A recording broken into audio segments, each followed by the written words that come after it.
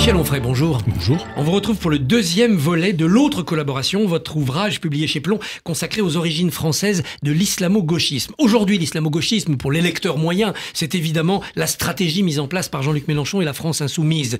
On parlait la semaine dernière de Marx. Marx, qu'aurait-il pensé de la création de l'État d'Israël? Qu'aurait-il pensé de l'acharnement d'Israël à se défendre pour continuer à survivre?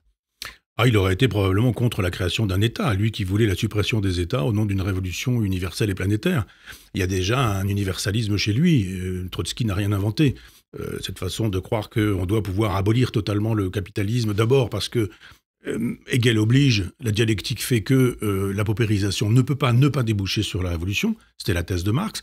Sous-entendu, le capitalisme, c'est pas le ruissellement, c'est l'appauvrissement des pauvres, et c'est des pauvres de plus en plus pauvres et de plus en plus nombreux, et des riches de moins en moins nombreux et de plus en plus riches. Et il dit, cette paupérisation, dialectiquement, débouchera sur la révolution. Et Mélenchon, c'est la même chose? C'est-à-dire sa complaisance à l'égard du Hamas aujourd'hui, c'est le fruit de ce marxisme anti-État et anti-capitalisme? Oui, je pense qu'il y a effectivement un internationalisme chez Mélenchon qui procède de l'internationalisme marxiste, ça c'est sûr. Mais moi, je ne réduirais pas l'islamo-gauchisme au seul mélenchonisme.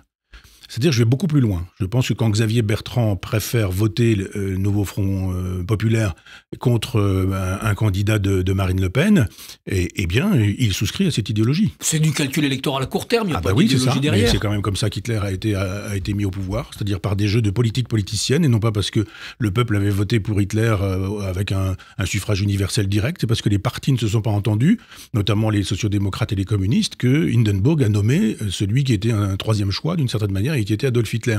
Donc oui, c'est monsieur Xavier Bertrand, il préfère perdre son âme plutôt que de perdre des élections. C'est pas très honorable. Moi, je serais dans sa position, je dirais, mais j'ai pas envie de perdre mon âme, donc je perdrai les élections. Alors oui, si on veut sauver son poste, on peut voter pour des gens qui soutiennent le Hamas, puis dire que oui, mais non, mais quand même, que je sache, la France insoumise a des yeux de chimène pour les islamistes, pour les gens qui décapitent, et avoir des yeux de chimène pour des gens qui ont des yeux de chimène, c'est collaborer, c'est se soumettre. Quand Jean-Paul Sartre, en 72, légitime l'attentat contre les athlètes israéliens au JO de Munich, voire le célèbre, on est à l'origine de ce qui nous a valu aussi les commentaires sur le 7 octobre venant de cette gauche radicale. Ah oui, bien sûr. C'est pas étonnant d'ailleurs si Edwy Plenel défendait... Joseph Krasny, son pseudonyme. Absolument. Même s'il est revenu sur ses propos depuis, il dit oui, j'aurais pas dû, voilà. Oui, j'aurais pas dû, mais je continue quand même. C'est-à-dire qu'il est toujours dans cette logique-là. Son livre de 2014 sur les musulmans reprend ces thèses-là. Absolument. Pour les musulmans, c'est ça. C'est-à-dire que la thèse de ce livre, c'est que les nazis aujourd'hui, ce sont les juifs, et que les juifs, ce sont les musulmans. C'est quand même dans ce petit livre la thèse d'Edwy Plenel. Et chez Sartre, la thèse, c'est que c'est leur seule arme possible, le terrorisme, face à une armée, une vraie. Et il fait un texte tellement dégoûtant qu'il est sorti de toutes les bibliographies marxistes, sartriennes. C'est-à-dire qu'il y a plusieurs volumes de Pléiades de Sartre, et ce texte-là n'est pas mentionné dans les chronologies. Même chose dans les volumes de Pléiades de Simone de Beauvoir. Même chose dans les 2 numéros d'Oblique. Même chose dans le livre de Contari Balkin qui s'appelle Les Écrits de Sartre. Même pourquoi il y a un club de sartriens qui veut le nettoyer après sa mort. Oui, parce qu'il s'agit de... J'étais à Tel Aviv il y a 15 jours, 3 semaines, et la personne qui m'interrogeait, qui voulait absolument défendre Sartre, disait « Oui, mais enfin, ce texte n'a été lu par personne. » Je dis, mais s'il avait été lu par personne, pourquoi ne pas le montrer dans son ignominie? Et pourquoi donc le cacher aujourd'hui? Et d'ailleurs... C'est pour ça aussi qu'on vous interdit de publier des extraits, que vous faites donc des petits encadrés, où vous dites, je suis obligé de faire une périphrase parce que j'ai pas le droit de publier l'extrait. Oui, parce qu'effectivement, on m'a interdit d'acheter les droits, enfin à mon éditeur, puisque vous savez, on a quelques lignes d'autorisé, puis quand on veut aller au-delà de quelques lignes, il faut payer des droits, ce qui est normal, ça s'appelle les droits d'auteur. Et on m'a refusé la possibilité d'acheter les droits d'auteur de Sartre, de Deleuze, de Foucault, de Jean Genet, de Simone de Beauvoir. Et donc j'ai dit, puisque ça m'est interdit, je vais faire une paraphrase, je vais l'encadrer en disant voilà ce qu'on m'a interdit de dire. Mais il y a des textes terribles chez ces gens-là. Alors pourquoi cacher ça? D'abord parce que Arlette Elkaïm, qui a été la maîtresse de Jean-Paul Sartre avant de devenir sa fille, même chose avec Sylvie Lebon, qui a été la maîtresse de Simone de Beauvoir avant de devenir sa propre fille, sont des gens qui ont sculpté la statue de leurs amoureux et père et mère respectifs. Et donc il y avait chez Arlette Elkaïm cette idée que Sartre avait toujours été philosémite. En témoignaient ses entretiens avec Béni Lévy sur la fin, alors que finalement Simone de Beauvoir écrit dans La cérémonie des adieux des choses terribles sur l'état physique, psychique et psychologique de Jean-Paul Sartre, qui faisait sous Louis à tous les sens du terme. Et elle dit c'est un détournement de cadavre. Elle écrit à Jean Daniel à l'époque au Nouvel Observateur. Pour empêcher une interview. Ne publiez pas ce texte. Et Jean Daniel dit mais moi ça m'intéresse de faire un scoop et j'y vais quoi. Mais d'un seul coup il faut montrer que Sartre aurait toujours été philosémite. Elle est toujours debout de cette statue à gauche, dans la gauche politique. Et bien sûr. Il y a toujours des gens qui aujourd'hui défendent Sartre, le sartrisme, en expliquant qu'il y a même eu quelqu'un l'autre fois dans Libération qui, après m'avoir ciré les pompes pendant des années dans des mails que je conserve, en disant que j'étais formidable, fantastique, etc., a obtenu une pleine page dans Libération pour dire du mal de moi, en disant que je simplifiais tout, que je disais n'importe quoi sur Sartre. Parce qu'il y a toujours des gens qui, comme avec les Heideggeriens, estiment que vous avez beau montrer la carte au parti nazi d'Heidegger, il n'a pas été nazi. Vous avez beau montrer que finalement un texte qui défend le terrorisme des Palestiniens à l'endroit des athlètes israéliens, vous dit oui mais non, c'est pas ça, vous n'avez pas compris, c'est plus compliqué, puis quand c'est compliqué, Onfray n'arrive pas à saisir, etc. Ça s'appelle la dénégation. Quand vous mettez sous le nez des gens les preuves de l'ignominie d'un philosophe, soit ils disent bon oui d'accord, il va falloir que je compose avec ça, soit ils rentrent dans la grande perspective des idées, du genre mais non, quand il dit oui ça veut dire non, et puis etc. Autre penseur, autre islam, Foucault, avec la révolution iranienne. Il la voit comme la première grande insurrection contre les systèmes planétaires. C'est cette même logique de quelque chose qui naît d'international contre l'ordre bourgeois capitaliste ?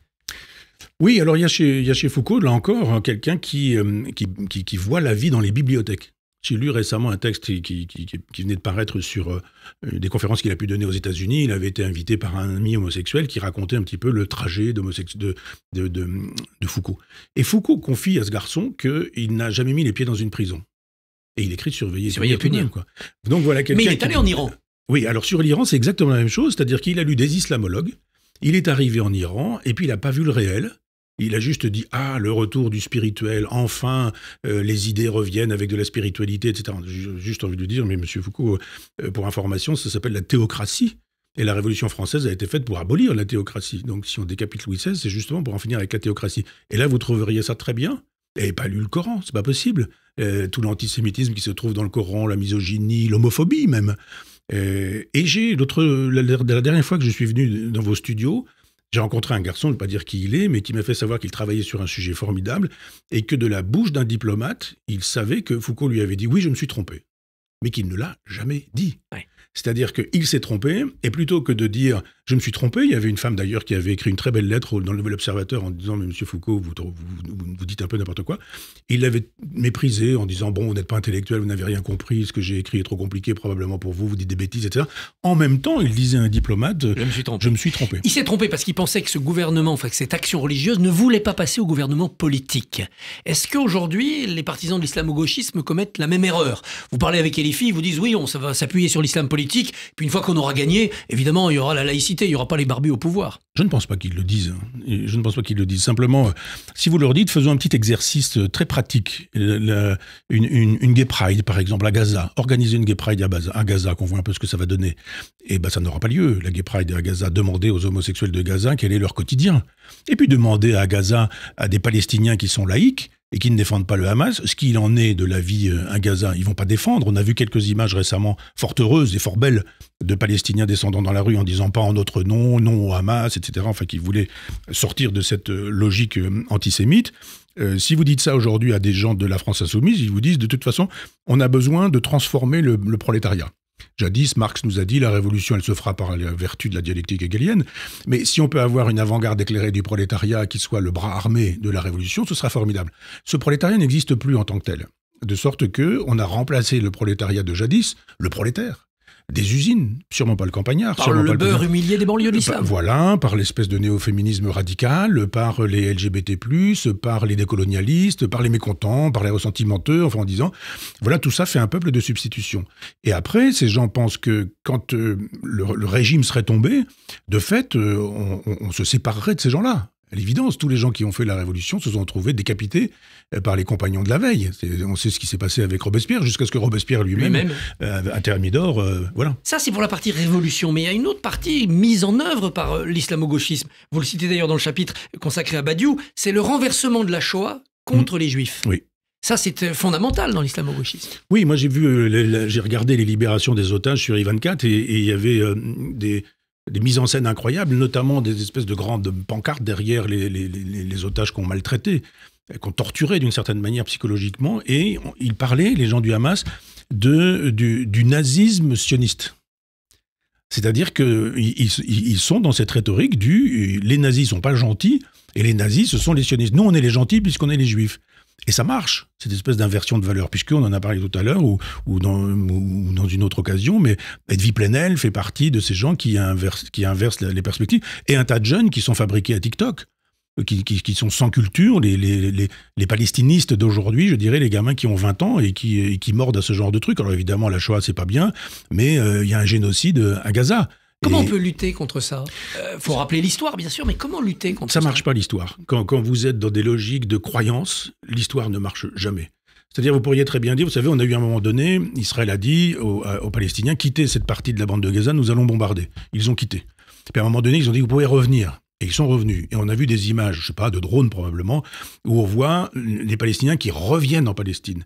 Mais vous imaginez bien que si on avait eu un génocide en cours, des avions auraient mitraillé tous ces gens-là et auraient fait des milliers de morts. Et c'était très facile à faire. Ce qu'on peut photographier par des drones, on peut le détruire avec du napalm, etc. Et ça aurait été du génocide. Génocide comme il y en a eu en Vendée, des génocides qui sont soutenus aujourd'hui. Même si on dit populicide en Vendée quand on suit Babeuf. Débat éternel. Oui, oui. Alors ça c'est autre chose. On va pas ouvrir la Vendée aujourd'hui. Mais parce qu'il y a évidemment pas de génocide. Moi j'étais il y a quelque temps à Jérusalem. Il y a plein de Palestiniens qui sont un peu partout. Arabes, israéliens, mais bien sûr, quand j'étais à Tel Aviv, je me suis fait réveiller la première fois que je suis allé il y a une dizaine d'années par l'appel du Muezzin.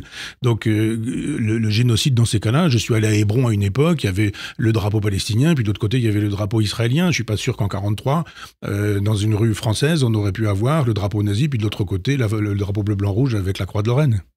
À propos d'un autre philosophe, Jean Guiton, vous dites que son antisémitisme prend la forme d'un silence coupable. Alors au-delà du cas de Jean Guiton, est-ce que c'est pas aussi un des traits de notre époque, le silence coupable de ceux qui n'osent pas aller contre et qui, in petto, sont peut-être d'accord avec ce qui se passe, avec cet islamo-gauchisme rampant? Oui, vous avez raison, parce que quand même, il y a eu un certain temps où l'antisémitisme était criminalisé. Donc vous avez des gens qui sont encore dans cette logique et qui se disent je ne dis rien mais je n'en pense pas moins. Et quand on gratouille, ce que moi j'aime bien faire, c'est-à-dire lire les correspondances, aller chercher des livres oubliés, vous découvrez qu'il s'est passé des choses sidérantes chez Jean Guiton. Je parle même pas de la sympathie avec Mitterrand, mais je veux dire qu'à la fin, quand il meurt, il fait un éloge de Pétain en demandant à ce qu'un ami le fasse paraître. Ça paraît dans un journal qui s'appelle Le Monde. Donc oui, il y a des choses qui sont dites par Jean Guiton et qui font savoir, alors comme ça, à mi-mot, qu'il y a des lobbies, qu'on trouve des banquiers partout. Et ça, c'est dans la société, c'est profond. Oui, parce que c'est le peuple déicide. Pour Jean Guiton, c'est ça. C'était le vieux catho traditionnaliste, et ça demeure. Et chez certains aussi, chez certains catholiques aussi, parfois, il y a cette idée de quand même, quoi. Quand même. Oui. L'autre collaboration, les origines françaises de l'islamo-gauchisme, paysage philosophique et politique, Michel Onfray chez Plon. Merci et bonne journée. C'est moi qui vous remercie.